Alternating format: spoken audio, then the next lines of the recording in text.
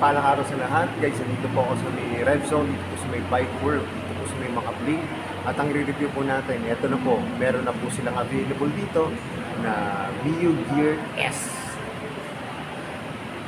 Guys, ang kulay po nito, kung napanood niyo po yung last ko na review, yung NMAX na TechMax, ganito rin yung kulay. Napakaganda.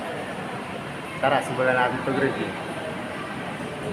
So yun guys, ito na po yung bagong-bagong Mio Gear S. Ito na po, nandito na po sa may mga bling, meron na po silang stock, meron na pong unit na available. Ang kulay nito guys ay glossy siya na gray. Yan. Kung mapapansin nyo guys, nagbago lang ng konti yung mukha niya. Yan.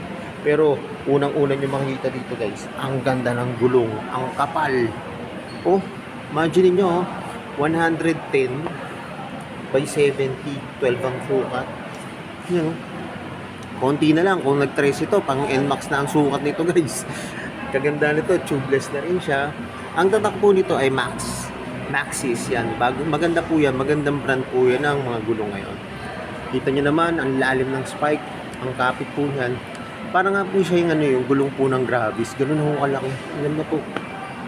Pati yung design ng kanyang mags, ayan po, 6 spokes na glossy na black. Ito po yung kanyang disc.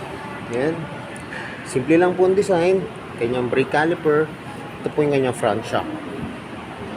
Ito guys yung kanyang signal light. Bulb type po.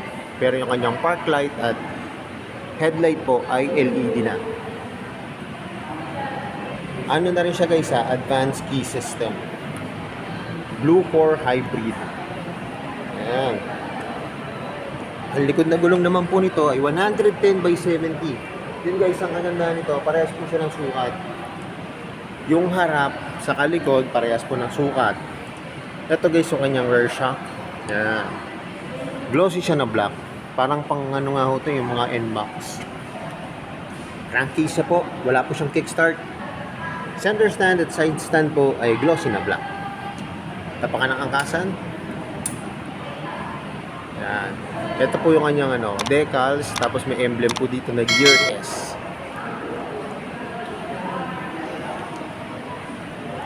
Ito guys yung kanyang tail light, yun, bulb type po.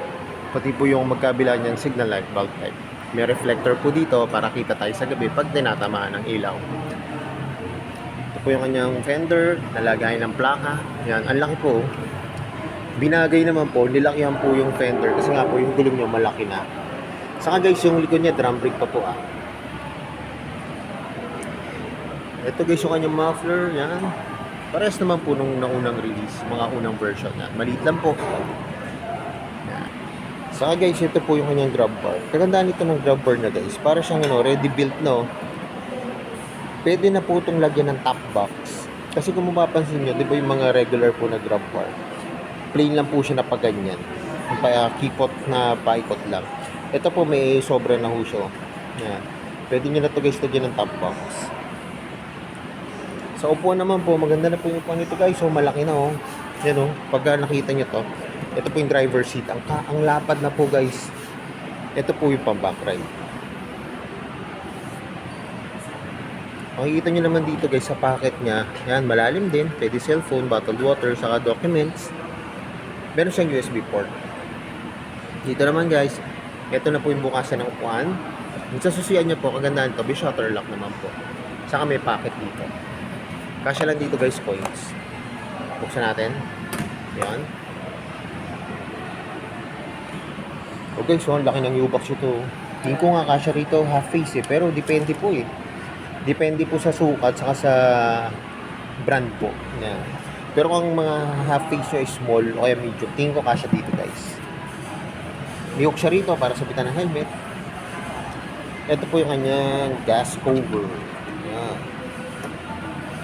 Kagandaan nito guys, pag sobrang lakas ng ulan, pagka pumapasok dito yung tubig, meron na siyang drain plug. Hindi kayo maipunan ng tubig dito. Saka guys, ito pong Mio Gear S. Dito po yung kanyang ito po yung pang Y-connect niya. Nagtanong na rin po ako kasi nga po yung pwesto niya dito po pagka po umulan, di ba, kaya pagka nagpapa-motor wash tayo, Pag sobrang lakas ng tubig, baka mabasa. Hindi naman po, kasi safe naman po daw kahit dito siya nakalagay. Yan, balot na balot naman yung kanyang mga wiring.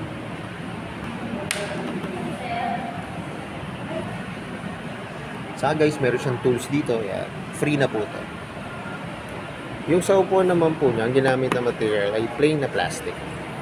Yan. Eto guys, ito na, tignan na natin yung kanyang manubela. Unang-una yung mapapansin, digital gauge panel na to guys. Saka ito po, yung kanyang hand grip, ang ganda po, parang classic. Saka meron na rin po siya ditong safety feature, kapag binarik niya, pwede niyo po ito, diba? Yan. Tapos pag gusto niyo naman po i-release, press down nyo lang. Ito guys, yung makikita nyo naman sa kanyang manubela, ito po, high and low, signal, kusina, may kill switch, may hazard, electric start. Bilang guys, ito pong gear na to, electric start na lang po siya. Wala na po siya quick start. Yung throttle niya, lambot, saka malutong. Pati yung kanyang brake lever. Bilang guys, tingnan natin kung mabubuksan natin siya. Ayun, na-on po siya. Yan. Yan guys, so makikita nyo sa kanyang gauge panel, yan po yung bilis, ito po yung fuel, yung odometer, kilometers. Nandito lang guys yung mga niya, yung mga sa engine check yan. Tapos pag isa-set nyo po yung inyong gauge panel. Yan guys, so masiset nyo rin kung ilang kilometers nyo para matansya nyo rin yung ginamit yung gas.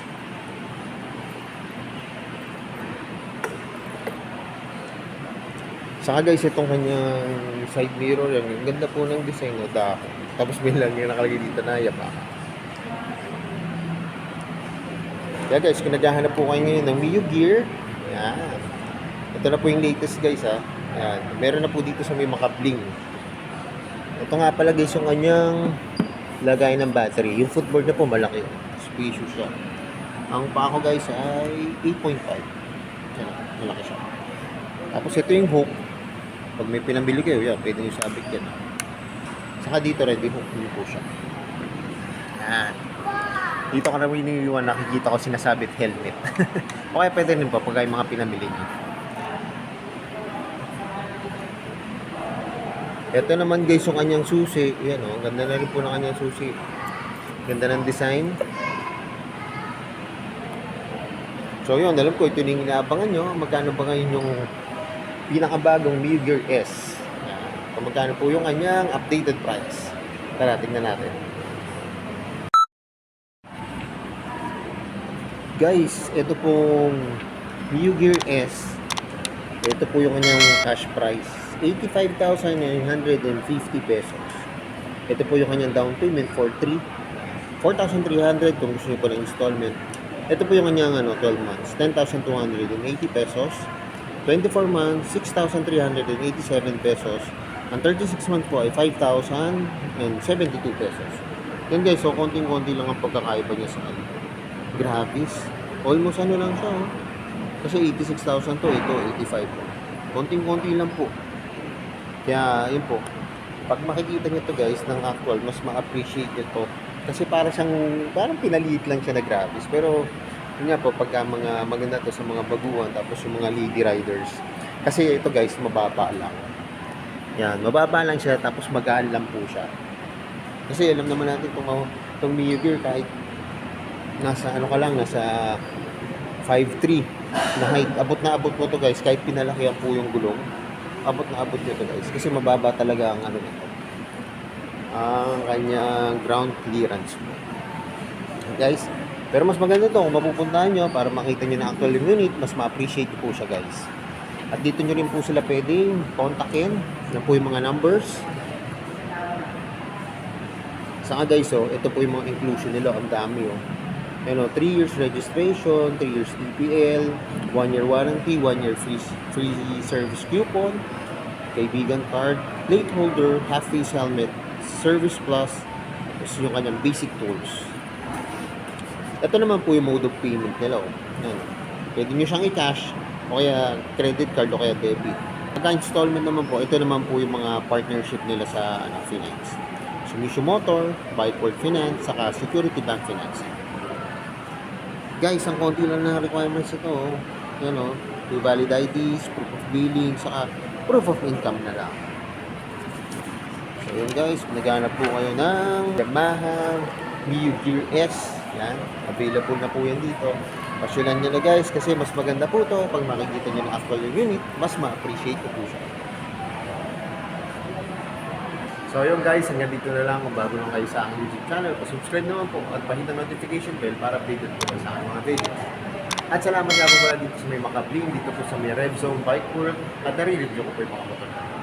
Yung guys yung na-review natin, Mio Gear S, pasyalan nyo na guys, may available dito. Isa lang po, isang kulay din, pero alam ko po, meron pa po ito kulay black. More says to come, gaya na lang sinasabi ko nga po palagi, ride safe always and God bless mo. Palagi share na rin po na aking mga videos, at lagi natin tatandaan, mahal tayo ng Diyos. Bye-bye!